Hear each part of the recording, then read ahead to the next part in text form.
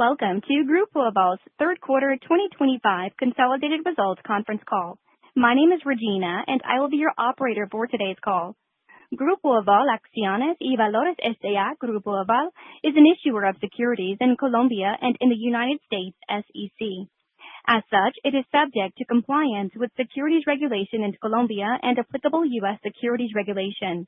Grupo Aval is also subject to the inspection and supervision of the Superintendency of Finance as holding company of the Aval Financial Conglomerate. The consolidated financial information included in this document is presented in accordance with IFRS as currently issued by the IASB. Unconsolidated financial information of our subsidiaries in the Colombian banking system are presented in accordance with Colombian IFRS as reported the Superintendency of Finance. Details of the calculations of non-IFRS measures, such as ROAA and ROAE, among others, are explained when required in this report. This report includes forward-looking statements. In some cases, you can identify these forward-looking statements by words such as may, will, should, expects, plans, anticipates, believes, estimates, predicts, potential, or continue, or the negative of these and other comparable words. Actual results and events may differ materially from those anticipated herein as a consequence of changes in general economic and business conditions, changes in interest and currency rates, and other risks described from time to time in our filings with the Registro Nacional de Valores y Emisores in the SEC. Recipients of this document are responsible for the assessment and use of the information provided herein. Matters described in this presentation and our knowledge of them may change extensively and materially over time, but we expressly disclaim any obligation to review, update, or correct the information provided in this report, including any forward-looking statements, and do not intend to provide any update for such material developments prior to our next earnings report. The content of this document and the figures included herein are intended to provide a summary of the subjects discussed rather than a comprehensive description. When applicable, in this document, we refer to billions as thousands of millions. At this time, all participants are in a listen-only mode. Later, we will conduct a question-and-answer session. With us today are Ms. Maria Lorena Gutierrez Botero, Chief Executive Officer, Mr. Diego Solano, Chief Financial Officer, Mr. Jorge Castaño, Corporate VP of Financial Assets and Efficiencies, Mrs. Paula Duran, Corporate VP of Sustainability and Strategic Projects, Mr. Jorge Alcalvaro, VP of Synergies at Aval Valor Compartido, and Mr. Camilo Perez, Banco de Bogotá's Chief Economist. I will now turn the call over to Ms. Maria Lorena Gutierrez Botero, Chief Executive Officer. Ms. Maria Lorena Gutierrez Botero, you may begin. Thank you. Good morning, everyone, and thank you for joining us for our third quarter 2025 conference call.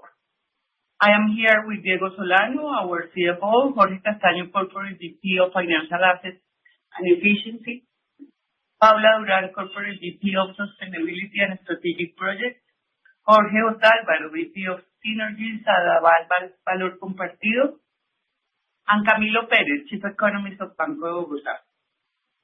This quarter, we reached a year-to-date net income of 1.4 trillion pesos, 88% higher than the same period of 2024. Net income for the quarter was 521 billion pesos, the highest quarter figure in 3 years, growing 25.3% over the year and 5.3% over the quarter. This performance reflects a strong net interest income, a continued improvement in past due loans, a pickup in loan growth, and the results of our cost contention efforts. Before addressing our financial performance, I will share the progress made in some of our strategic projects. First, our banks have continued working on improving their deposit mix toward retail funding. We launched accounts and saving pockets with a special remuneration rate and repositioned our bank's payroll account value proposition to both individuals and businesses. We also introduced product offerings to face increased competition, including short-term sight deposits and savings accounts with competitive rates. As a result of the above, pesos-denominated deposits from individuals grew 22% over the year, with saving and checking accounts growing 11% and term deposits 31%. Second, in addition to deposits, our effort to deepen our presence in the consumer segment considers increasing our share of lending products, where we are underweight and revamping our payment value proposition. We aim to increase our market share in credit cards, where we have a space to grow. On this front, we entered an alliance with Visa that grants us exclusivity in Colombia for the FIFA World Cup. Third, on October 6th, the Central Bank immediate payment system officially started operations, offering every day at any time instant and free transfers. This system will reduce the use of cash and promote financial inclusion. In Colombia, 75% of monetary transactions are with cash. We estimate these numbers could go down to 55% in 3 years, considering Brazil's peak experience. Given this opportunity, in September 2025, we launched Go Payments, our own instant payments with world-class infrastructure that will improve our time to market and offer innovative, safe, and user-friendly solutions. Fourth, as we mentioned in the past, we are simplifying our processes through transversal initiatives, capturing value in our operational and administrative processes. This effort is based upon our main guiding principle: our external and internal customers go first. I will now invite Jorge Otálvaro to go into more detail on Go Payments and our synergies plan executed through Aval Valor Compartido. Jorge? Thank you, Maria Lorena. Good morning. At Grupo Aval, we are fully committed to driving the immediate payment system led by Central Bank in Colombia.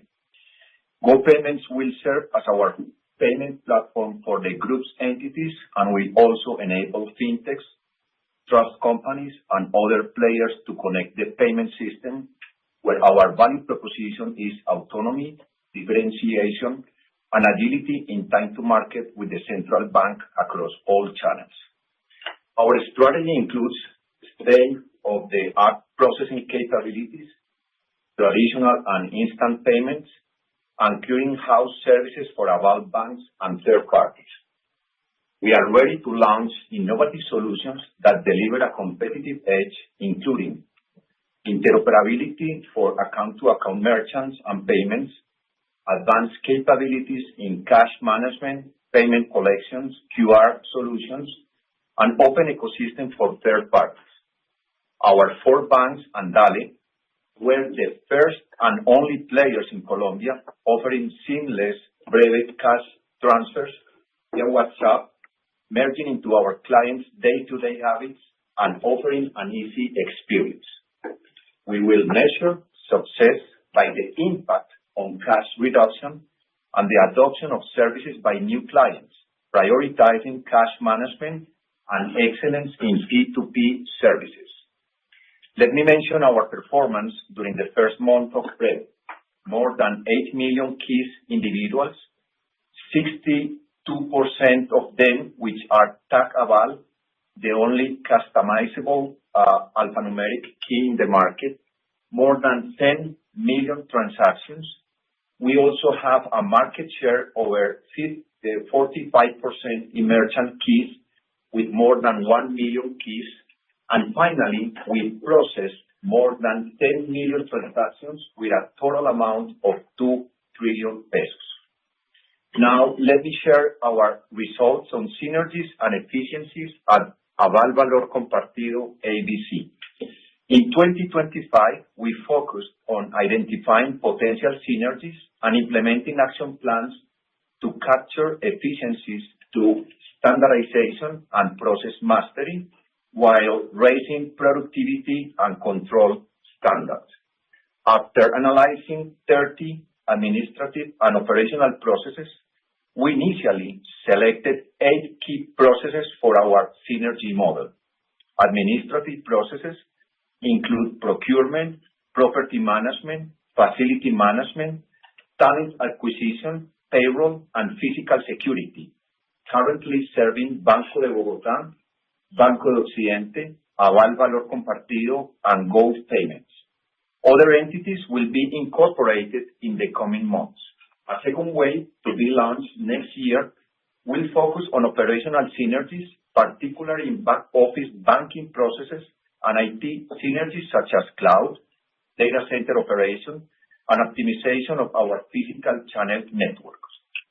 Some of the key achievements in 2025 are 40% reduction in procurement cycle time, 50% simplification of active contracts, and we also launched the Aval Real Estate Portal, and we could by 2/3 the commercialization times for other real estate owners. In cybersecurity, we designed the cybersecurity synergies strategy, prioritizing the Security Operational Center, SOC, and the centralization of the critical tools. The SOC service points coverage increased from 16 to 23 connected companies. We also launched the Aval Talent Portal that will reduce 20% in real time to hire. Finally, talking about ATMs and banking agents, we are the first to implement near-field communication NFC technology in Colombia, and we developed also a machine learning model to optimize coverage of Aval Bank's physical service points. Thank you all for your attention. María Lorena. Thank you, Jorge. Last year, we announced the acquisition of Corfi Colombiana's share in the trust company and the broker deal, and we launched Aval Fiduciaria while simultaneously creating Aval Investment Bank. We are now moving into the second phase by integrating the trust funds, trust estates, and fiduciaries operation of Fido Bogotá, Fido Occidente, and Fido Popular into Aval Fiduciaria. With this strategy, Aval further expanded its leadership in the asset and wealth management business in Colombia and abroad. Now, I invite Jorge Castaño, our VP, to share with you our advancements and perspective in the Aval asset management business. Jorge? Thanks, María Lorena, and good morning, all of you. As María Lorena mentioned before, this operation is part of our extended corporate strategy aimed at improving operational efficiency, diversifying revenue streams, and strengthening our competitive position in key markets as the non-banking financial services. The initiative is expected to deliver meaningful financial and operational benefits over time, supporting sustainable growth and resilience in an evolving economic environment. Aval Fiduciaria is set to become the largest fiduciary in Colombia by assets under management, with 201 trillion pesos, and the leading institution in fee income with 21% of the market share. The company will oversee more than 5,500 trust funds and diversify our range of products and services, serving retail, small and medium enterprise, corporate, and institutional clients. Through Aval Casa de Bolsa, we will strengthen our capabilities in fixed income, equities, derivatives, and FX markets, enhancing long-term value creation and consolidating our leadership in the Colombian financial sector. Next year, Aval Fiduciaria will continue to strengthen its position in the fiduciary market. We expect to increase our share of total industry fees and consolidate our position as the number one player. In 2026, fee income is projected to grow around 13.2% versus 2025, exceeding 635 billion pesos, 635. We also expect tailwinds from deepening of the commercial model with Banco de Bogotá and Banco de Occidente, and the implementation of the new integrated commercial model with our other banks. By business line, we are targeting funds fee growth of 20%, explained by increase in assets under management, well above the sector's expected 12.7%, and administration growth of 15.4%, compared with 7.1% for the industry, supporting our ability to capture superior value in 2026. This transaction will also unify fiduciary risk management policies and operational processes, and importantly, enhance commercial synergies across our other business segments. In addition, we expect to capture cost efficiencies in the medium term. We are working to strengthen Aval Fiduciaria's product portfolio and customer service. We will have an integrated commercial model in coordination with our 4 banks across the country, as well as with Porvenir and Aval Casa de Bolsa. Their offering also incorporates cash management solutions and offshore investment access via digital platforms and correspondent agreements in Panama and the USA. The integration also accelerates the rollout of enhanced digital investment channels, enable broader penetration across retail, small and medium enterprise, and corporate clients, and supporting a materially higher distribution capacity across Grupo Aval's client base. The transaction has already received regulatory approval by the financial superintendents, and the required corporate approvals are expected to be received by month end. We aim for Aval Fiduciaria to start operation as a single company with unified client-facing channels by January 2nd, 2026. That's all from me for now. Thank you. Thank you, Jorge. Now, Paula will go over our sustainability achievements for this quarter. Paula? Thank you, Maria Lorena, and good morning, everyone. The most relevant sustainability highlights for Grupo Aval during the quarter include the definition of our sustainable strategy with a vision that further connects our business goals to our ESG impact. We call it sustainable ROE. R for returns with purpose, O for opportunities for all, and E for environmental balance. Across all 3 pillars, we have defined specific goals and actions in close collaboration with our entities. Starting with our returns with purpose pillar, this quarter, all our entities participated in the CSA assessment of the Dow Jones Sustainability Index. Results will be released at the end of the year, but preliminary scores already reflect significant progress compared to global industry leaders. During the quarter, we also received several recognitions for our sustainability achievements. Banco de Bogotá, Colombiana, and Promigas were included by Forbes Colombia among the 50 leading companies in sustainability for this year. Additionally, the Global Compact Network Colombia announced a Sustainable Development Best Practices Award, where Banco de Bogotá, Porvenir, and Promigas won in 5 different categories: gender equality, climate action, reduced inequalities, and decent work and economic growth. In terms of sustainable finance, we continue to achieve strong results. Our sustainable portfolio reached 35 trillion pesos, with 78% representing our social portfolio and 22% our green portfolio.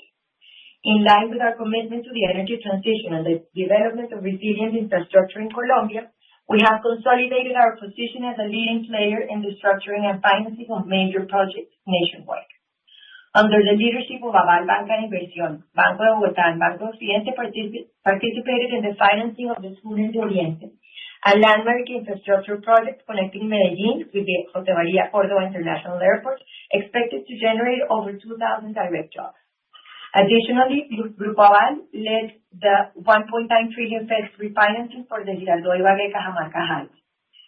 We're also leaders in financing of social projects that incorporate more than 800,000 panels, expanding clear energy generation and strengthening the country's renewable infrastructure. Moving to the opportunities for all pillars, quarterly highlights include our participation in the Vamos Pa'lante 2025 campaign, led by Universidad de los Andes and W Radio, to support young people from vulnerable backgrounds to complete their university studies. All of our entities, branches, and ATMs are open for donations to the campaign, which is expected to benefit 1,200 students through university scholarships. Our entities also continue advancing social programs focused on financial inclusion, education, SMEs, and productive projects. Our progress on diversity, equity, and inclusion was also recognized by the Equality ranking, where 3 of our companies were ranked among the top 10 in Colombia in their categories. Regarding our flagship social initiative, Misión La Guajira, we continue delivering on our commitments. Since its launch a year and a half ago, we have brought water, energy, and connectivity to vulnerable communities, benefiting more than 21,000 people and 3,000 families across 80 communities. On the environmental balance front, during this quarter, we defined Grupo Aval's climate strategy, which establishes a comprehensive roadmap to strengthen the management of risks and impacts associated with climate change. The strategy adopts the IFRS 2 guidelines and TCFD recommendations in line with the Financial Superintendence of Colombia's regulation, with clear goals to reduce emissions by 51% by 2030 and to promote carbon neutrality by 2050. We reaffirm our commitment to a low-carbon economy aligned with the Paris Agreement and Colombia's national sustainability objectives. It is also worth noting that beyond our entity's individual progress, Banco de Bogotá became the first bank in Latin America to report under the TNFD standard, assessing the impact of its operations on nature.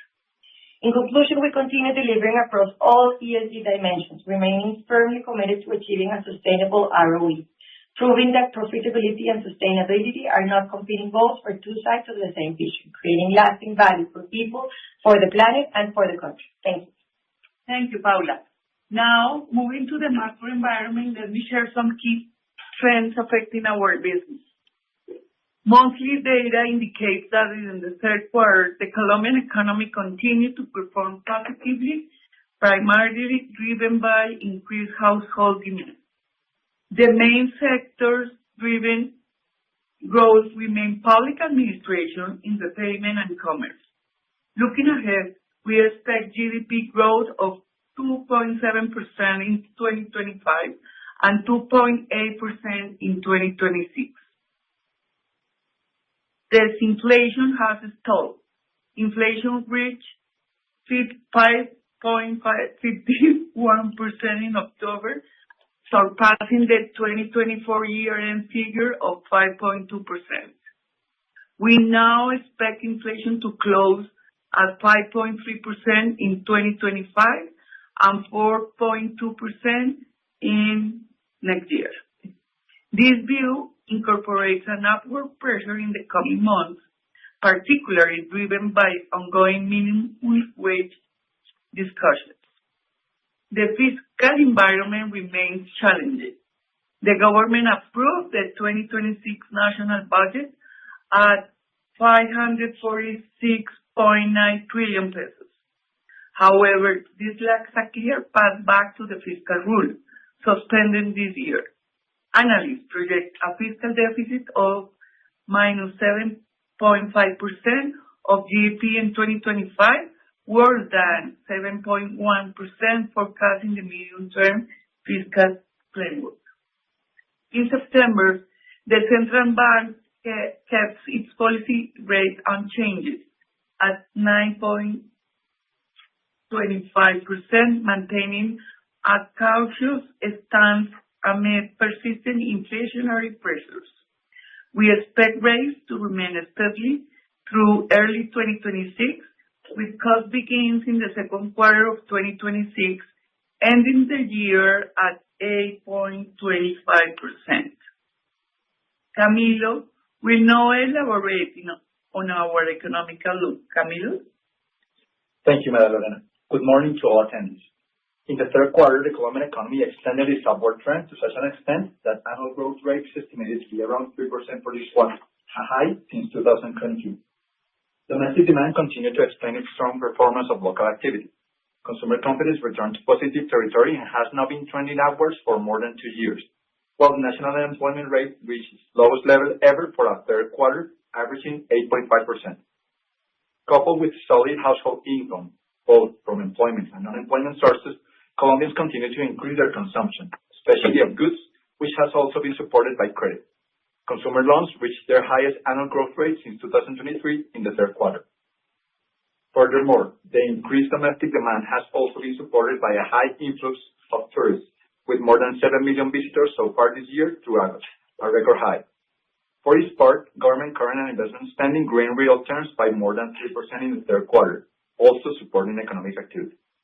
In this context, the best performing economic sectors continue to be those most dependent on demand from both residents and non-residents, as well as the public sector, such as commerce, entertainment, transportation, accommodation, manufacturing, food, services, and finance.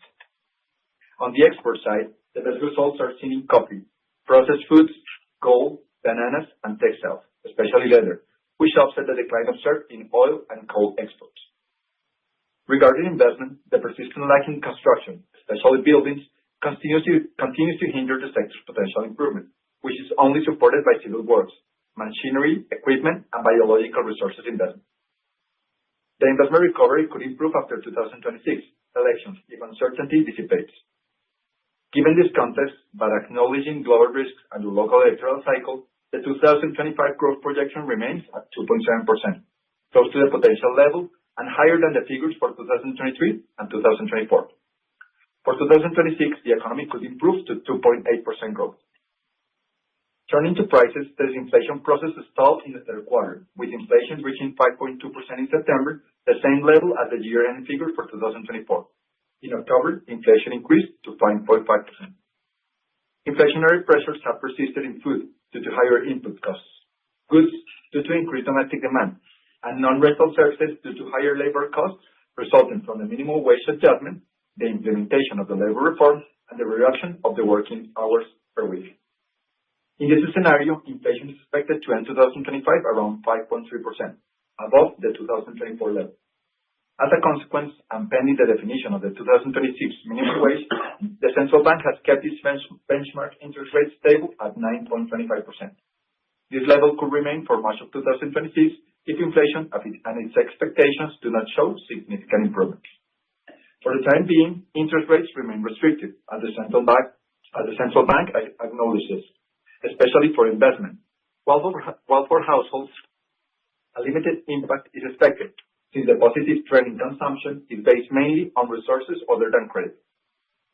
On the fiscal front, favorable global financial conditions for emerging economies, debt management operations, and stronger nominal GDP growth will reduce interest payments to between 3.2 and 3.8% of GDP, compared to the 4.7% of GDP projected in the medium-term fiscal framework. However, the primary deficit, which excludes interest payments, would approach historical highs, exceeding 3% of GDP and above the 2.4% projected for the whole world. If this occurs, the deficit will only be surpassed by those observed during the local crisis at the end of the 1990s and the pandemic.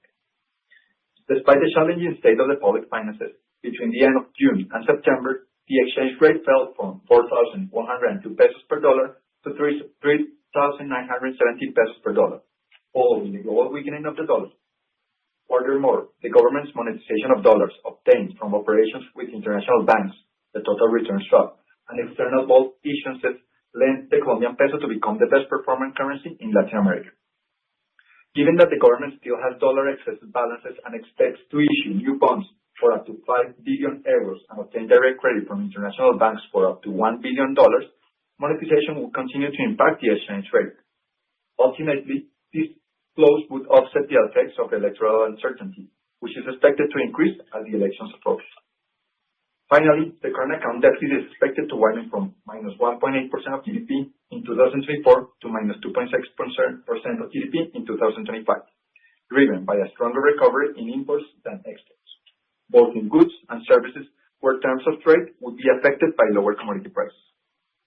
It is important to note that for the first time ever, remittances surpassed oil exports as the economy's main source of foreign currency. This further strengthens the diversification of the export basket.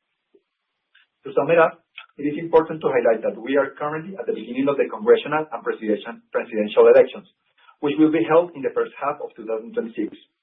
It is too early to draw conclusions about the election results, but the economic scenarios are based on the expectation that Colombia will have a government that will need to be more fiscally disciplined, promote private investment by reducing uncertainty, and generally make public policy decisions that promote economic growth. That will be all for my part. Thank you. Thank you, Camilo. Moving to financial results, our financial performance continued to improve, with net income for the quarter reaching 521 trillion pesos, resulting in an 11.5% return on equity.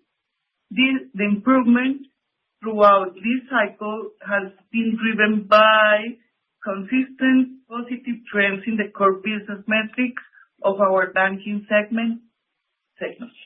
In addition, Porvenir was a strong contributor to our quarterly results. Gross loans and deposits grew 2.1% and 0.4% over the quarter, reaching 4.6% and 8.55% over 12 months. Consumer loans had the strongest quarterly growth in 10 quarters at 1.5%. As we had anticipated in our last call, commercial loan dynamics recovered significantly, growing 2.1% during the quarter. The strong performance in commercial lending includes benefits from the joint effort of our banks with Aval Inversión. Peso-denominated commercial loans grew 3.1% over the quarter, the fastest pace in the last 8 quarters. Given our exposure to US dollar-denominated loans, the 3.6% appreciation of the peso over the quarter had a negative impact on growth metrics. Our net interest income grew 11.6% to 2.9 trillion pesos during the quarter, while our net interest margin improved to 4.3%, incorporating a consolidated NIM on loans of 4.6%. 90 days PDLs were 3.3 to 37%, the lowest level since the fourth quarter of 2022. Our cost of risk for the quarter was 1.9%. During the quarter, our investment portfolios performed well, driving NIM on investment. The performance of Porvenir's stabilization reserve during the quarter was strong. Now, I would like to pass the call to Diego, who will give you our results. Diego? Thank you, Maria Lorena. I will start on pages 12 and 13 with a few charts showing the growth rate and quality of our loan portfolio relative to the rest of the Colombian banking system. For comparative reasons, these are unconsolidated figures under Colombian IFRS as published by the Superintendency of Finance. Starting on page 11, for the 12 months ending in August 2025, commercial loans and mortgages for the system grew 0.8% and 5.8% in real terms, while consumer loans contracted 2.4% in real terms. Year on year, Aval banks gained 56 basis points of market share in consumer loans, 188 basis points for mortgages, and lost 77 basis points in commercial loans. This yielded year-on-year market share losses of 9 basis points in total loans. For the last 3 months, loans grew 1.6% in the system. This market growth begins to show signs of recovery, considering a 0.8% quarterly inflation. Mortgages grew 2.8% and commercial loans 1.1% in nominal terms over the quarter, while consumer loans maintained their growth trajectory with 1.7% increase for the quarter. On page 12, loan quality for both the system and the Aval banks showed an improvement during the quarter in most loan categories. Our banks continue to exhibit better loan portfolio quality than the system in gross loans, mortgage loans, and consumer loans. I will now move to the consolidated results of Grupo Aval under IFRS. On page 13, assets grew 7.2% year-on-year and 2.4% over the quarter to 344 trillion pesos. Fixed income investments, which account for 17% of our assets, reached 58 trillion pesos, growing 24% year-on-year and 9.3% over the quarter. Gross loans, which account for 59% of our assets, reached 203 trillion pesos, growing 4.6% year-on-year and 2.1% over the quarter. Growth metrics were affected by the 3.6% appreciation of the Colombian peso described by Maria Lorena during the quarter and 6.1% over 12 months. This peso appreciation reduced gross loan growth in 1.1 percentage points year-on-year and 0.6 percentage points quarter-on-quarter. Peso-denominated loans that account for 84% of gross loans grew 6.1% year-on-year and 2.8% in the quarter. While dollar-denominated loans, which account for 16% of gross loans, grew 3.4% year-on-year and 1.8% in the quarter in dollar terms. Given the appreciation of the Colombian peso, our dollar-denominated loans contracted 2.9% year-on-year and 1.8% quarter-on-quarter in peso terms. Although retail loans continue to drive our growth, commercial loans have shown positive signs over the quarter. Consumer loans grew 4.1% year-on-year and 1.5% during the quarter. Payroll loans growth continues to recover, increasing 4.4% year-on-year and 1.1% during the quarter, while personal loans grew 7.6% year-on-year and 4% during the quarter. Auto loans 1.9% year-on-year and 0.1% during the quarter, and finally, credit cards contracting 3.4% year-on-year and 0.4% during the quarter. Mortgages, where we continue to be underweighted, grew 18% year-on-year and 3.5% over the quarter. Finally, commercial loans expanded 2.2% year-on-year and 2.1% over the quarter.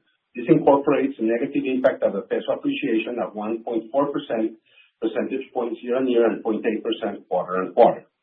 We expect our 2025 loan growth to be in the 4.5% area, incorporating a negative effect of the peso appreciation on our dollar-denominated loans.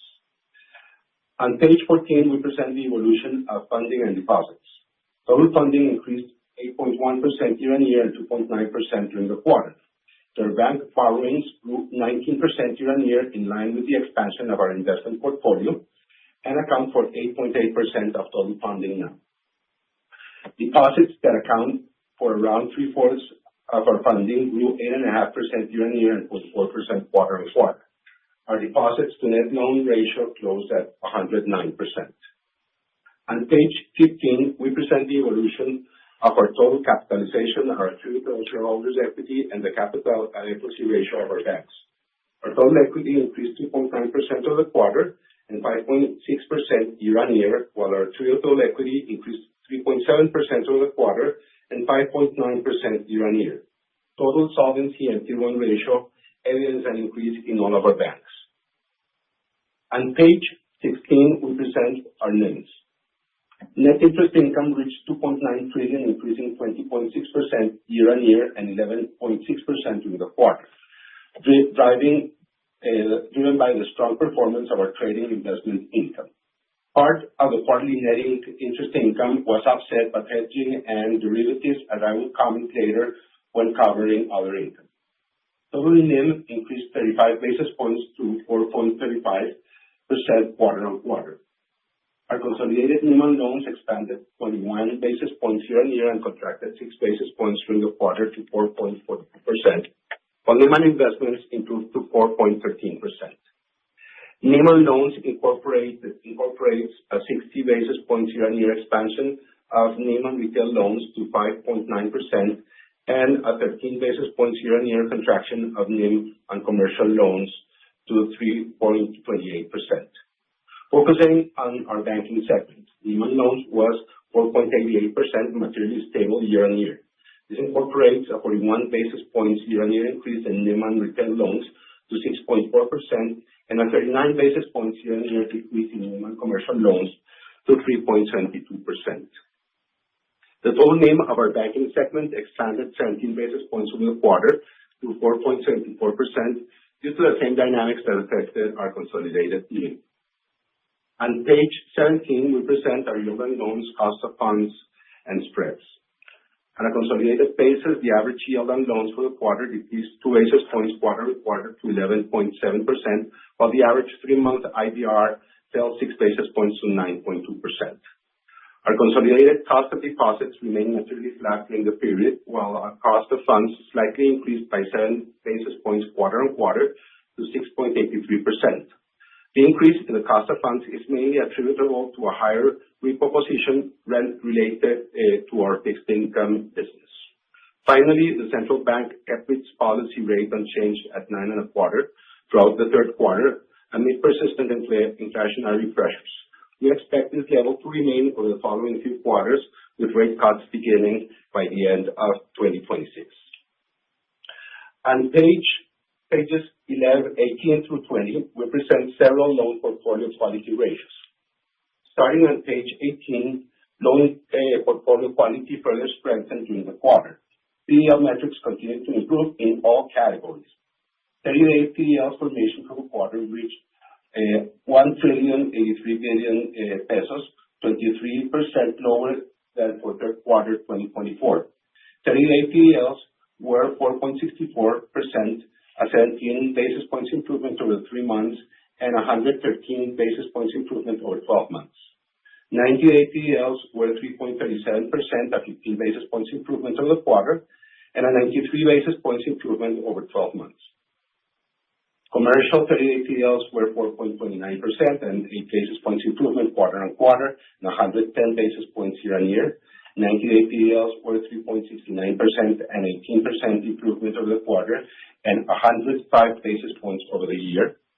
Consumer 30-day PDLs improved 39 basis points over the quarter and 136 basis points year on year to 4.68%, while 90-day PDLs improved 13 basis points during the quarter and 84 basis points year on year to 2.71%.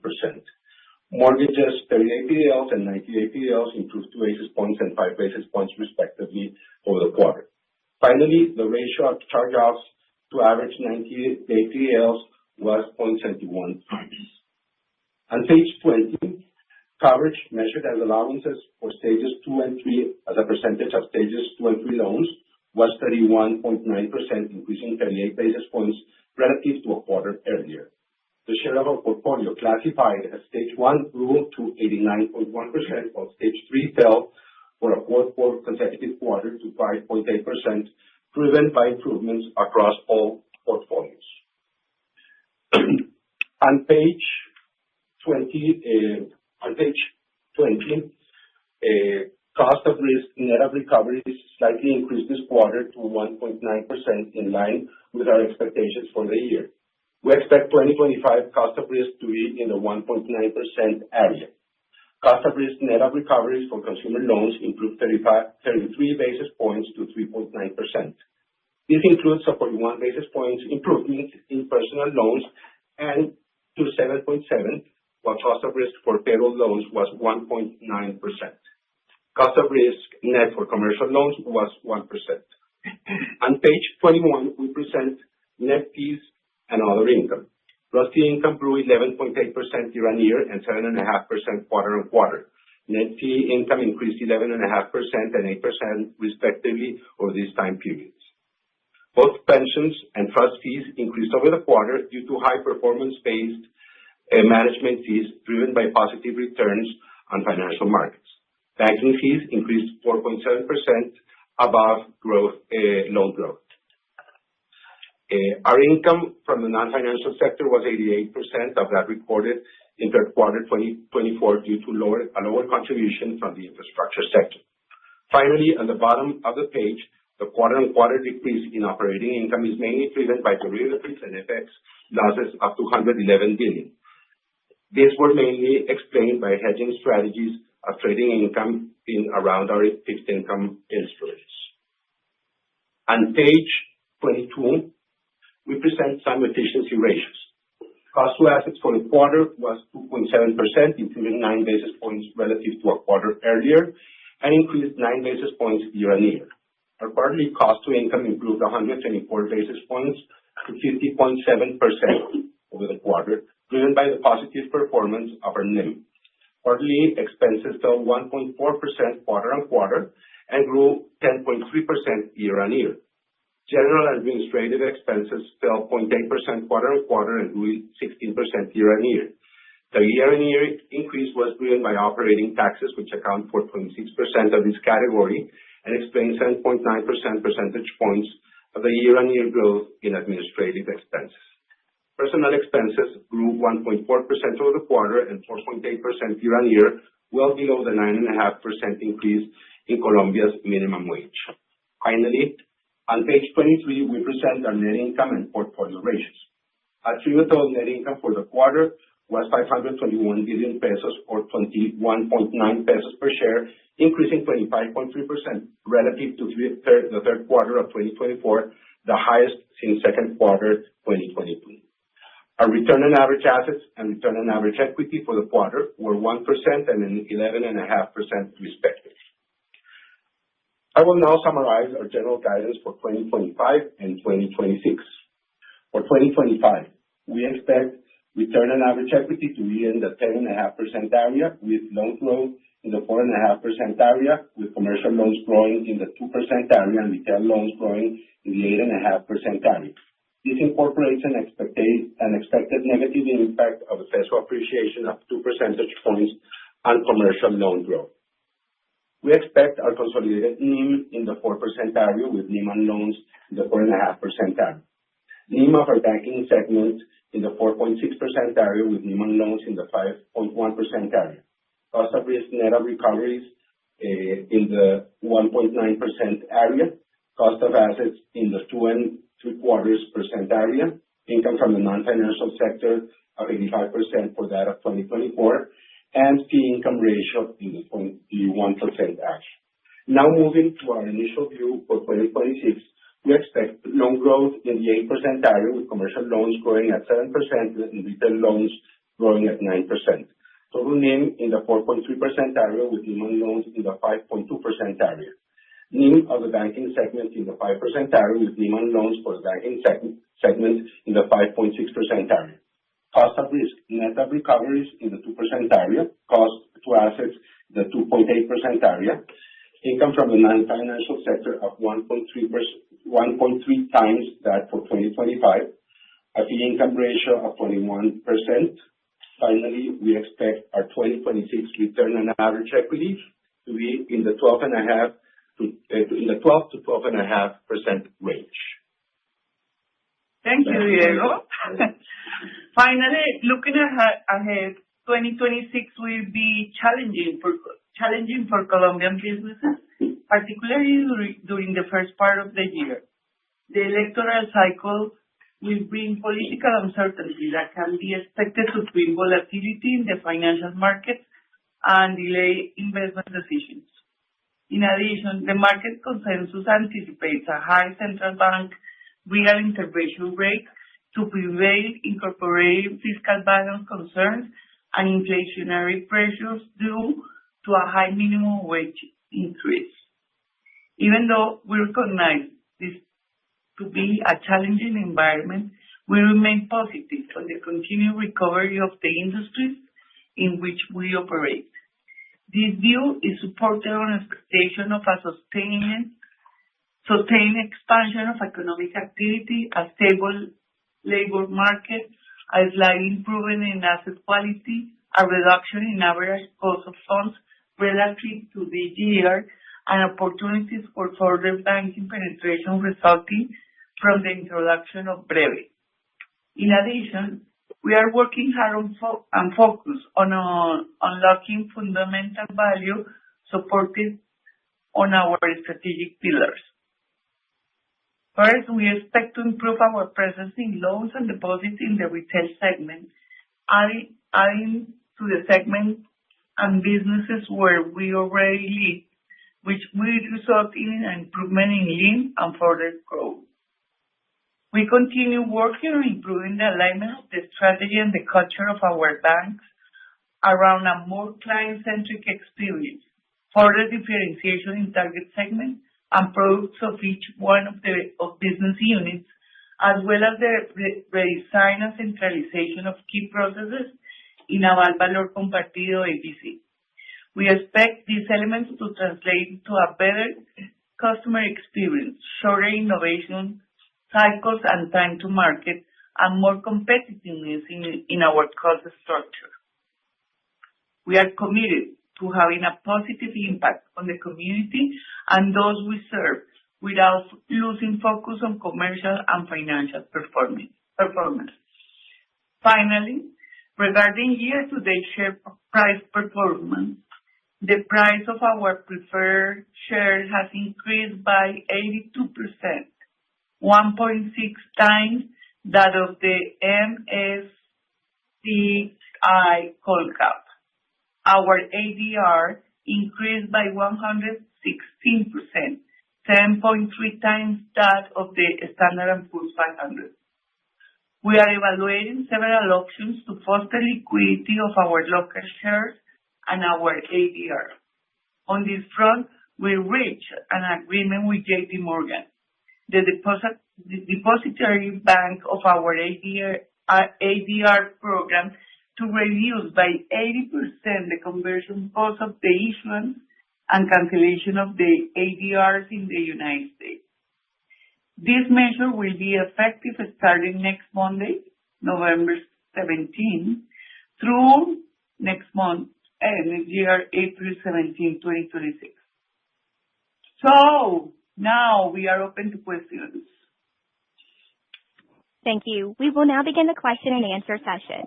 If you have a question, please press star, then 1 on your touch-tone phone. If you're using a speakerphone, you may need to pick up the handset first before pressing the numbers. Once again, to ask a question, please press star, then 1 on your touch-tone phone. Our first question will come from the line of Brian Flores with Citibank. Please go ahead.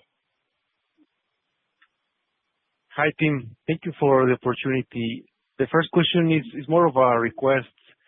If you could repeat the guidance. I think if you focus only on general loan growth and ROE for 25 and 26, it would be great. I tried to catch it, but honestly, I have bad hearing, so apologies on that. On the second point, I wanted to ask you on the contribution from trading and other operating income. Do you think these levels are sustainable? Because we have seen good contribution from these lines in the second quarter and also in this third quarter. So just if we can think about these levels on a recurring basis. And my last question on your NIM profile. It seems the NIM on loans is declining, but also the NIM on investments is increasing very healthily. So also, how recurring do you think this is? Thank you. Brian, I think those are great questions. Let me start with the easiest, and just to recap our loan growth guidance.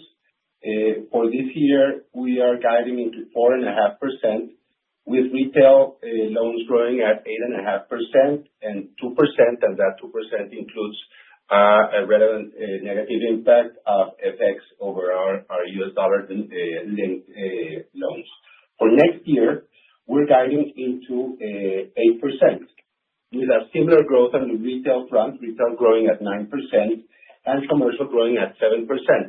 7% built in a combination of not having the negative impact and eventually having a positive income from FX, and then reflecting growth over the past few months and I would say over the past quarters, recovering on that front. Then I think questions 2 and 3 are linked, and we're thinking on how to better transmit this to you guys. On the trading front, you have to read 3 lines when you look at our numbers. You have to look at what is happening in the net interest margin, what is happening on the trading income, and what is happening on the derivatives front. That's why I emphasized during the call that we had a negative effect from derivatives that affected the results on the fixed income front. What I'm giving to is when you take into account those lines, our performance has been strong. However, given that we're conservative there and we go hedged, we are trying to lock in the kind of returns that we're looking into. The area where we had an upside during this quarter was we had a very strong performance from Porvenir. We expect to continue seeing a positive performance from Porvenir, but this was a particularly strong quarter. So all in all, that is going on in numbers. And the other question that you asked regarding the trends of peso, of loans and investments, has been built an effect of having grown our fixed income portfolio that is in a relevant portion financed with repos. So we didn't want to change our methodology, but if you earmark the cost of those repos to fixed income, you see a better performance on the loan side. However, for comparability, we didn't want to move things around on each one of the quarters. To try to get to the substance of your question, what we're seeing is we are seeing an improvement in pricing of loans, and actually something that is built into our guidance is we're working on improving our mix both on the asset side and on the liability side. So you see in the guidance we are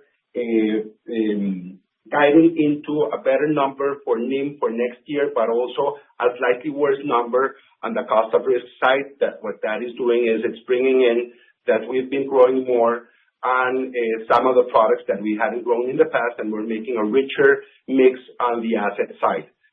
We're doing basically the same on the liability side, where we're growing our deposits from the retail base, from individuals, that is helping us progressively and is built into those numbers. So bottom line, we are positive on the evolution of NIM.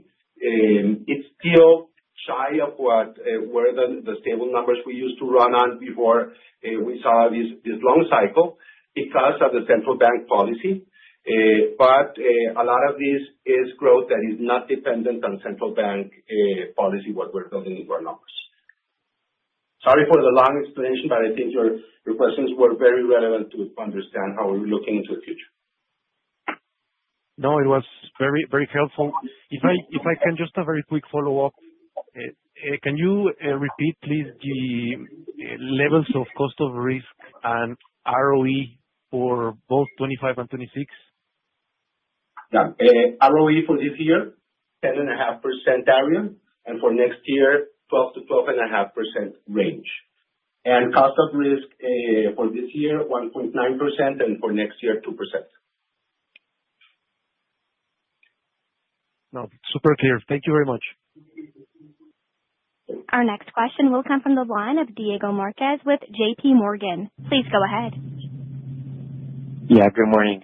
Thanks for the space for questions. So just a quick follow-up there on asset quality. So we're seeing most metrics improving, cost of risk down at 1.9, similar to what you guided. Just to get a sense on what these levels could reach and what you expect going forward. And also a quick question on coverage.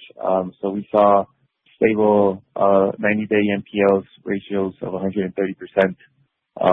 So what level should we work with going forward? Do you expect these to continue? Thank you. Could you repeat your second question? I'm sorry, I'm not sure I caught it. Yeah, just on coverage. So we saw levels of 130%. It has been stable for the 90-day NPLs. So just going forward, what levels should we expect? Okay. On your first question, I have to be short-sighted on the answer to this one because it's very macro-dependent. For next year, we're looking in this area of cost of risk that built in that we're closer to ending the cycle of recovery. So that's why we're not including any substantial improvement or any relevant improvement in cost of risk as a measure. It depends very much on how further years look like, what our sustainable cost of risk would look like. But what this built in is a growth shy of 3% for GDP in Colombia, a stable labor market, and a slight reduction in rates by the end of next year that should support that kind of level, with a change in mix towards this kind of assets that I mentioned before. Then the coverage side is very much mechanics and how you provision under full IFRS. So it's not a target, it's a result. It depends on how our different stages are behaving, therefore what kind of provisions we're making and our write-off policies. So this basically is showing that I would pay much more attention on a new PDL formation where you can anticipate how things are going to evolve into the future, where the trend has been consistently positive for our banks. No, very clear. Thank you, and congrats on the results. Okay. Our next question will come from the line of Daniel Mora with Credit Corp Capital. Please go ahead. Hi, good morning, and thank you for the presentation. I have two questions. First one is regarding OpEx and efficiency ratios. How should we think about the synergies coming from Aval Valor Compartido? What will be the targeted efficiency ratio and the potential impact on ROE in 2026 and the years ahead? Because if I'm not mistaken, it seems that the guidance of cost to assets suggests an increase from 2.5% to 2.8%. So I would like to understand if OpEx will be in line with inflation or above or below. That will be my first question. And the second one is very short, is I would like to understand the impact on interest expenses this quarter, especially the interbank borrowings. I would like to know what was behind that and if this is one-off or should we expect a similar impact going forward. Thank you so much. Okay. Starting with your last question, I think that's in the line of Brian's question. What we've been doing over the past few quarters is we've been increasing our position in FX, and that position is being financed with repos, and that's what is driving our repo position. So it has repo financing, then investment in securities plus derivatives on top where we're locking in some of these results. So that's the reason why you see more expenses there is more volume. That's the key driver tied to a larger positive carry on the other side of the balance sheet. Then regarding OpEx, Colombia is facing pressures for next year on the inflation side. We've built into our numbers a minimum wage increase that could be in the order of 11%. So when you start out with a loan growth that is in the 8% area, and you take into account that you have a minimum wage plus inflation ending year at 5.3%, you have a pressure on expenses that begins there. Then the other part of your question, I think, is the most relevant thinking to the future, and it says, we've only begun to work on the Aval Valor Compartido initiative. We started with admin processes. Those processes are being implemented. There's some restructuring costs associated to those that delay in some way when you start seeing the net result of what is being done there. However, as Jorge Alvaro mentioned, we have a large aspiration there, and we're moving into a next phase where we're going to touch on back office and operational process over next year. And when we have additional information there, we can touch back on that to give you a better idea of what we expect to achieve. And there are no further questions at this time. Ms. Maria Lorena Gutierrez Botero, I turn the call back over to you. Okay. Thank you to your attendance at today's conference call. This is the last time we meet in 2025. So see you next year. And I wish you all a happy holiday season, Merry Christmas, Happy New Year. So thank you for being with us. Thank you, ladies and gentlemen. This concludes today's conference. Thank you for participating. You may now disconnect.